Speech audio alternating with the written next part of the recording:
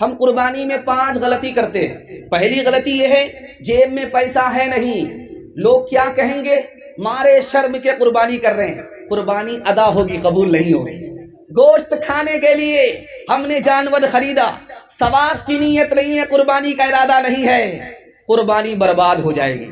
और जिसके साथ हिस्सा डालेंगे उनका हिस्सा भी बर्बाद हो जाएगा।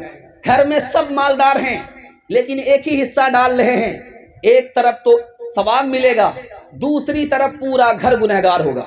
हमने समझ रखा कि जिंदगी भर के लिए एक ही कुर्बानी है, नहीं, हर साल ज़कात वाजिब होती है, हर साल कुर्बानी वाजिब होती है। आखिरी बात आपको बताने के लिए जा रहा हूं, हिस्सा डालने से पहले गौर से देखिए कि जो हमारे साथ कुर्बानी करने जा रहा है उसका पैसा हलाल है या नहीं है। अगर उसका पैसा हराम आ गया, उसने अपना हिस्सा हराम पैसे से डाला, तो जितने लोग उस जानवर में शरीक रहेंगे, गिलास में, इस बोतल में पानी भरा हुआ है और एक कतरा अगर इसमें पेशाब का आ जाए, ये पूरा बोतल नापाक हो जाएगा। उसी तरह पूरे जानवर में अगर किसी एक आदमी का पैसा हराम आ गया, किसी की भी कुर्बानी कबूल नहीं होगी। हाथ उठा करके वादा कीजिए, हर साल कुर्बानी होगी, मगर खुदा के लिए जुमा में और रमज़ान में कुर्बान होंगे। हाथ उठाइए इंशाअल्लाह। ये देखिए, मोहब्बत का जुनू बाकी नहीं है, मोहब्बत का जुनू बाकी नहीं है, वो दिल वो आरज़ू बाकी नहीं है, वो दिल वो आरज़ू बाकी नहीं है। नमाज़ो रोज़ा कुर्बानी वो हज, नमाज़ो रोज़ा कुर्बानी वो हज, ये सब बाकी है, तू बाकी नहीं है, ये सब बाकी है, तू बाकी नहीं है। बहुत खूबसूरत पैगाम 3 मिनट का कुर्बानी के हवाले से मुकम्मल करने के लिए जा रहा हूँ। हाथ उठा करके वादा कीजिए, दिल से अल्लाह के लिए कुर्बानी करेंगे। बिल्कुल सही जा रहा, हाथ उठाइए इंशाअल्लाह।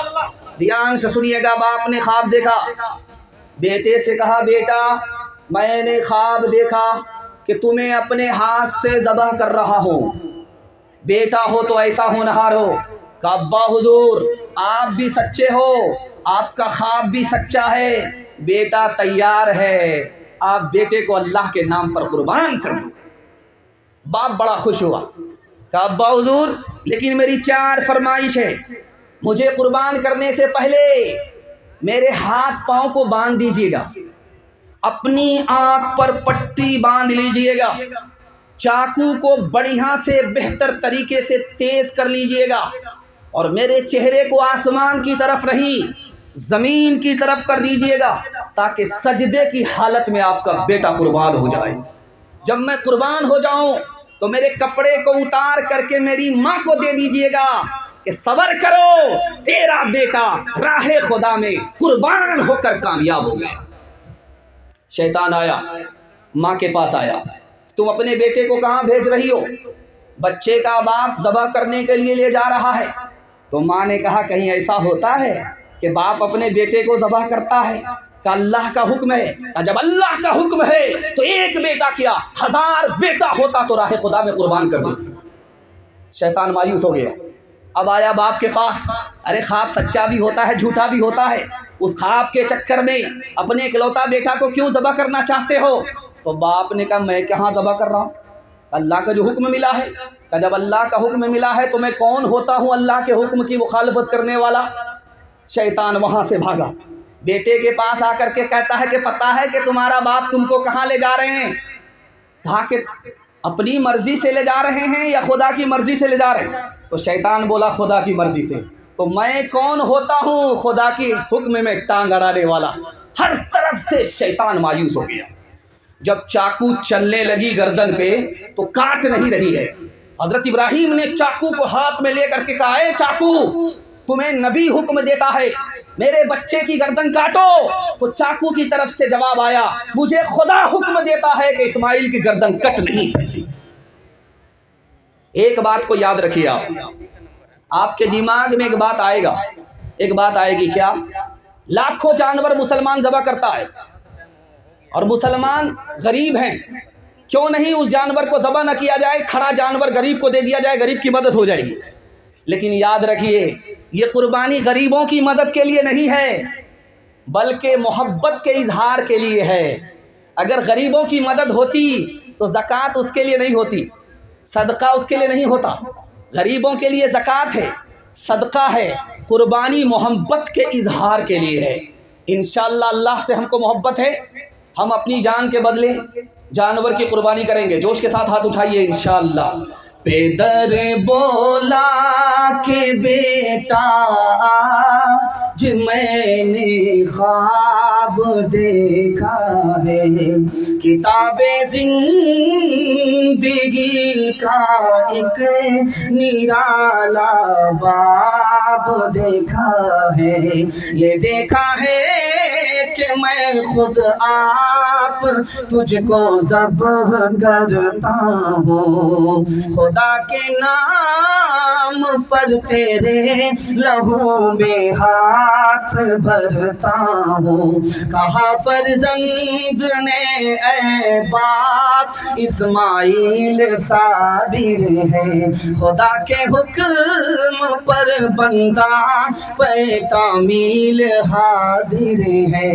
मगर आँखों में अपनी आप पट्टी बांध लीजिएगा, मेरे हाथों में और पैरों में रस्सी बांध दीजिएगा। मशीयत का मगर दरियाए रहमत जोश में आया कि इस्माइल का एक रोगटा कटने नहीं पाया। ये तात और कुर्बानी हुई मंजूर यज़दानी के जन्नत से ये भेड़ा आ गया है बहरे कुर्बानी।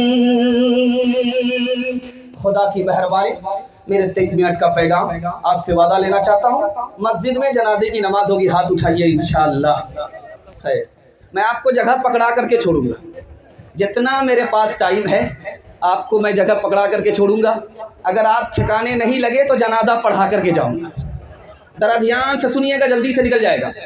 दाल रोटी खा रहा है और धड़ाधड़ बिस्मिल्लाह बोल रहा, अल्हम्दुलिल्लाह बोल रहा, अल्हम्दुलिल्लाह बोल रहा। बगल का एक आदमी सुन रहा, अरे दाल रोटी में अल्लाह का शुक्र अदा कर रहे हो, अल्लाह की आदत बिगड़ जाएगी, तुमको रोज़ाना दाल रोटी ही खिलाएगा। मेरी आदत देखो, जब तक मुर्गा और मुझे पुलाव नहीं मिलता मैं अल्लाह का नाम नहीं लेता। कभी कभी ऐसा होगा कि आपको बुखार आएगा, सर में दर्द होगा और आपको दस्त आने लगेंगे, इसमें भी अल्लाह का शुक्र अदा करना है कि मेरे खुदा दस्त आ रहा है, सर में दर्द है, लेकिन आँख तो सलामत है, देख तो रहा हूँ दुनिया को, दिमाग तो महफूज है। अगर आँख में रोशनी नहीं होती, दिमाग सलामत नहीं होती, दिमाग सलामत नहीं होता तो कुत्ते से बदतर होते। एक बात को राज की सुनिए, आप किसी से गिलास मांगिए आपको सिर्फ गिलास देगा, लेकिन किसी से पानी मांगिए खुद ब खुद गिलास आपको दे देगा। क्या मतलब हुआ? इस राज को बहुत ध्यान से सुनिए आप। गिलास आपने मांगा, वो आपको पानी नहीं देगा, खाली गिलास देगा, लेकिन आपने जैसे ही पानी मांगा गिलास खुद ब खुद आपके पास आ जाएगा। क्या मतलब हुआ? गिलास जरिया है, पानी मकसद है। मकसद को जब आदमी मांगता है तो जरिया खुद ब खुद बन जाता है, और मकसद दीन है। अगर आप अल्लाह से दीन मांगेंगे तो दुनिया आपके कदमों में अल्लाह डाल देगा। दूसरी बात याद रखिए बहुत ध्यान से, ये बगल में आदमी बैठा हुआ है, मुझे इससे काम लेना है, इनको पैसा का लालच देना पड़ेगा तब मेरा काम करेगा, या अपने पावर का इस्तेमाल करना होगा, धमकी देनी पड़ेगी तब काम होगा, या रो करके गिड़गिड़ा करके आजिज़ी से माफ़ी मांग करके काम निकालना होगा। अल्लाह से रुपया के बलबूते आप काम नहीं निकाल सकते, उसको तो आपसे ज़्यादा पैसा है। अल्लाह को आप धमकी नहीं देते, आपसे ज़्यादा पावरफुल है। अल्लाह को लालच नहीं दे सकते, अल्लाह को धमकी नहीं दे सकते, अल्लाह के आगे झुक जाइए, वो आपको हर मुश्किल में उठा लेगा। आखिरी बात सुनिए, सबसे पहला काम दुआ तावीज़ कराने से पहले, सबसे पहला काम डॉक्टर से मिलिए और दुआ कीजिए। उसके बाद अगर मसला हल ना हो तब तावीज़ का सहारा लेना। एक साहब आए दौड़े दौड़े, कहा हज़रत तावीज़ दे दो। तो मैं दुआ कर दूंगा। कहने आपको तावीज़ देना पड़ेगा। कहा मैं दुआ कर दूंगा। कहने आपको तावीज़ देना पड़ेगा। तो हज़रत ने कहा कि अल्लाह ने मुझे सोनार बनाया था, लोगों ने लोहार बना दिया।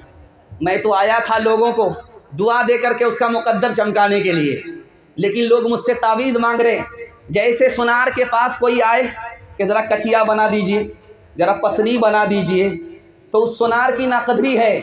वही हाल आज आलिमों का है। आलिमों से लोग दुआ नहीं लेते बल्कि तावीज़ लेते। ये बहुत बड़ी गलती है, इसलिए काम नहीं बनता। पहले दुआ, पहले दवा, उसके बाद तावीज़। हाथ उठा करके वादा कीजिए इंशाअल्लाह हर काम के लिए तावीज़ लेंगे। हाथ उठाइए इंशाअल्लाह। है गौसो कुतुब सब गुलाम उस खुदा के, नबी या वली हो उसी से है लेते। है गौसो कुतुब सब गुलाम उस खुदा के, नबी या वली हो उसी से है लेते। जिसे चाहे दे दे, जिसे चाहे ना दे, बना दे वो जिसका बनेगा मुकद्दर। हुवल्लाहु अकबर, हुवल्लाहु अकबर, हुवल्लाहु अकबर, हुवल्लाहु अकबर। उसी के है हाथों में हाजत रवाई, उसी के है बस में ये मुश्किल कुशाई। उसी को है हासिल ये शाने अताई, हुआ है न होगा कोई उसका हमसर। हुवल्लाहु अकबर, हुवल्लाहु अकबर, हुवल्लाहु अकबर, हुवल्लाहु अकबर। मस्जिद का जलसा, बड़ी तेजी के साथ अपने हिस्से के जलसे को मुकम्मल कर रहा हूँ। मस्जिद का जलसा है। मैं जो आया मस्जिद को देखा, सर से लेकर के पैर तक मस्जिद ही नज़र आ रही है। ये मैंने पहली मस्जिद देखा है जो बुनियाद से लेकर के ऊपर तक मस्जिद ही नज़र आ रही है। और बस्ती का हाल ये देखा है कि यहाँ छप्पर ज़्यादा है, मकान है ही नहीं। दिल से दुआ निकली इन गरीबों के लिए कि अपना घर तो फूस का है, लेकिन अल्लाह के घर को कितना खूबसूरत बनाया है। अल्लाह इनको हर तरक्की से मालामाल फरमाए। दिल खुश हो गया। ध्यान से सुनिएगा, ये कुर्सी है जिस पर बैठ करके मैं बयान आपको सुना रहा हूँ। एक ज़माना था इसी हिंदुस्तान में, शाहजहाँ इसी कुर्सी पर बैठ करके हुकूमत किया, लेकिन वो कुर्सी लकड़ी की कुर्सी नहीं थी जिस पर बैठ करके मैं आपको तकरीर सुना रहा हूँ। वो कुर्सी किसकी थी? सोने की कुर्सी थी। उसमें मोर परिंदा था, उसकी आँख में कोहे-नूर था। इतना कीमती था कि उस ज़माने में 9.5 करोड़ की कुर्सी थी। पहली बार जैसे ही वो बैठा, अभी 2 मिनट नहीं हुए सजदे में चला गया।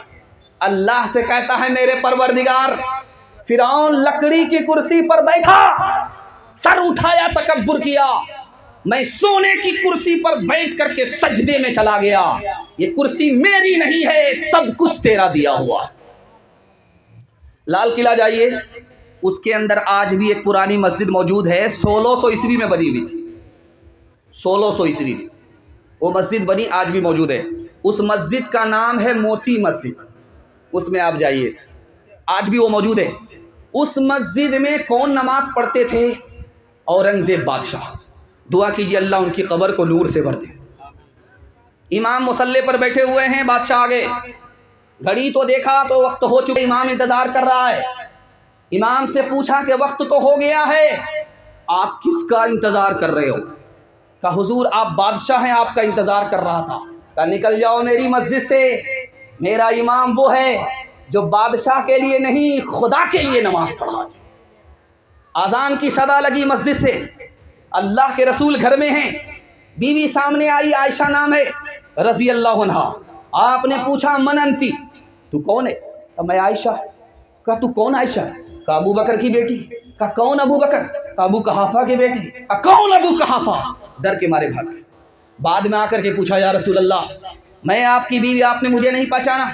यारे गार अबू बकर को आपने नहीं पहचाना, अबू बकर के अब्बा अबू कहाफा को नहीं पहचाना। अल्लाह के रसूल का जुमला सुनिए, ऐ आयशा, जब आज़ान की सदा लगती है तो मैं सिर्फ और सिर्फ अपने खुदा को पहचानता हूँ, किसी को नहीं पहचानता।